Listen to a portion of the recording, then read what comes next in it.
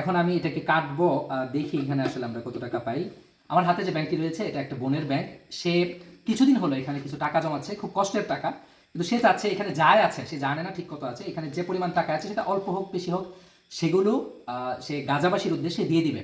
এখন আমি এটাকে কাটবো, দেখি এখানে আসলে আমরা কত টাকা পাই।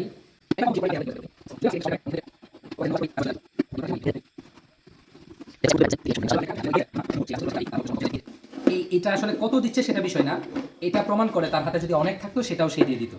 হজের টাকা, হজের হজের আচ্ছা, এটা হলো আমরা জানি যে তাকে উসমানী হাফিজাহুল্লাহ কিন্তু বলেছে যে নফল উমরার চেয়ে এই টাকাটা গাজাবাসীর জন্য দিয়ে দিলেই বরং বেশি সব পাবে, এরকমই একটা কিছু তিনি করেছেন। আমরা দেখবো এখানে কত টাকা আছে।